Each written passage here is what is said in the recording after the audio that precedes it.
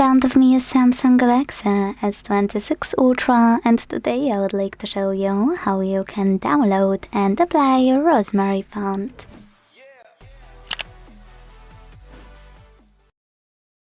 First of all, go into Settings and scroll to click on Display. Now you need to scroll again, this time to click on Font Size and Style. Click on Font Style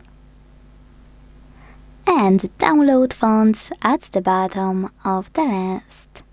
This way you can finally get Rosemary 1 by tapping on this button right next to it, or clicking on it and tapping Install. Whatever you decided, when you're ready, go back to the list and apply Rosemary font by tapping on it here. Thanks so much for watching. If you enjoyed this video, don't forget to leave a like, comment and subscribe.